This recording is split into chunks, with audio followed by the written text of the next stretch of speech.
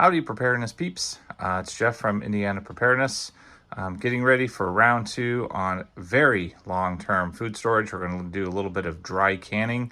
As you can see here, I'm not a canner yet, but something I'm going to dip my toe into a little bit here, and we'll see how this goes.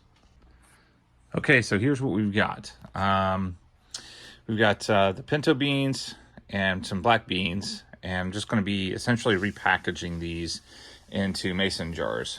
These are 1 quart jars. No, sorry, 1 pint jars. And I bought the beans off of Sam's Club, and the jars came from Menards, a local hardware store, if you don't have Menards here. And then I have 100cc oxygen absorbers, 100cc sized oxygen absorbers that I got from Amazon. And from,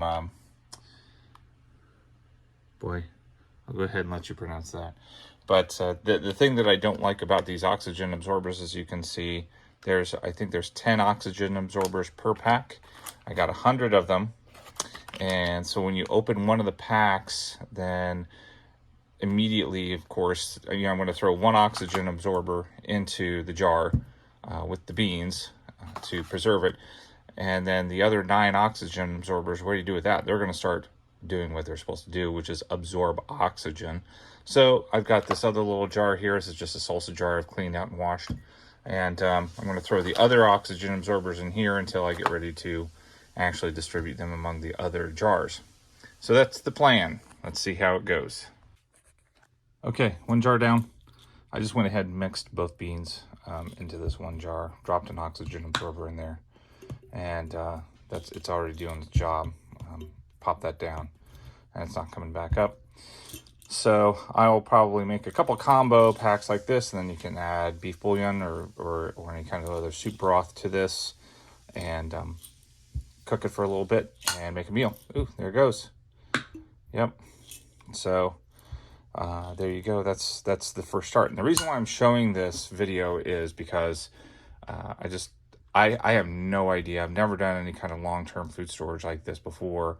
So if I can do something like this just out of a book, and I'll link the book below and some other resources below about what I purchased to get this started, then really anybody can do this. You don't have to be in a position where you grow a huge garden and do all of this really fancy canning.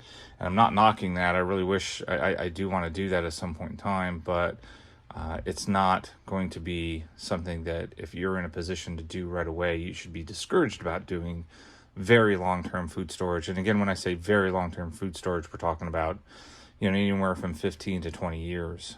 This will be preserved for that long.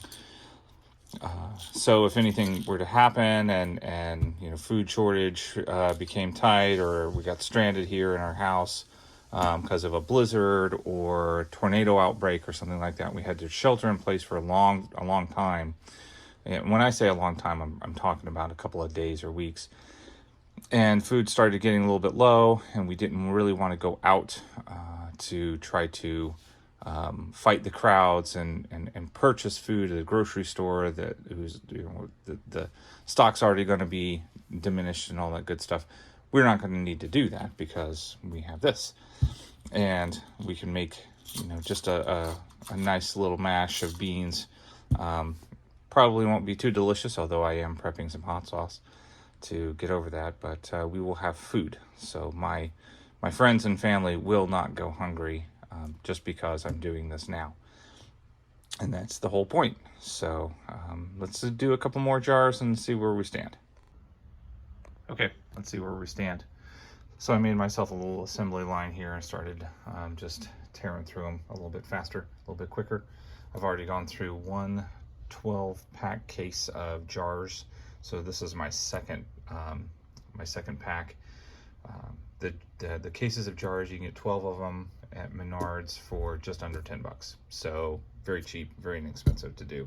I also started throwing 2 of the oxygen absorbers in per jar, because the first batch that I did, it didn't seem like the oxygen absorbers were really I guess, working effectively. Maybe it's going to take a little bit of time, but you can still hear that I can pop the tabs down a little bit. And from my understanding, if the oxygen absorbers are working correctly, they'll draw all that oxygen out and vacuum seal it. And it doesn't seem to be working as effective, so as I was hoping. Maybe I'm being impatient about it. Maybe it's going to be just a couple more minutes on it. I don't know. But hopefully it'll work out. So here's my second batch. As you can see, I've got them all labeled. Screwed that one up. Yeah.